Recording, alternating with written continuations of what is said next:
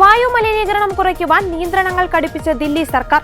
ദില്ലിക്ക് പുറത്ത് രജിസ്റ്റർ ചെയ്ത പഴയ ചരക്ക് വാഹനങ്ങൾക്ക് ഇന്നു മുതൽ ദില്ലിയിൽ വിലക്കേർപ്പെടുത്തി.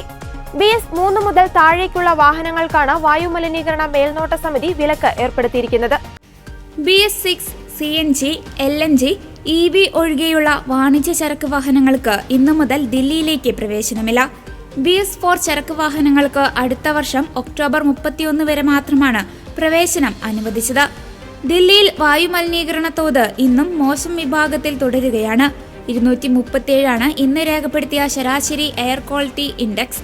വായു മലിനീകരണത്തിന് പരിഹാരം കാണാനായി ഇന്ത്യൻ ഇൻസ്റ്റിറ്റ്യൂട്ട് ഓഫ് ടെക്നോളജി കാൺപൂരും ദില്ലി സർക്കാരും ചേർന്ന് ചൊവ്വാഴ്ച നടത്തിയ ക്ലൗഡ് സീഡിംഗ് വഴിയുള്ള മഴ പരീക്ഷണം പാളിയതും സാഹചര്യം രൂക്ഷമാക്കിയിട്ടുണ്ട്.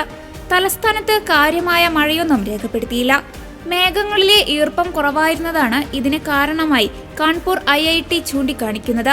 IIT കാൺപൂർ ഡയറക്ടർ മണീന്ദ്ര അഗർവാളിന്റെ അഭിപ്രായത്തിൽ പദ്ധതി പരാജയപ്പെടാനുള്ള ഒരു പ്രധാന കാരണം മേഘങ്ങളിലെ ഈർപ്പാംശം തീരെ കുറവായിരുന്നു എന്നതാണ്. മേഘങ്ങളിലെ ഈർപ്പം 15 മുതൽ 20% മാത്രമായിരുന്നു ഉണ്ടായിരുന്നത്.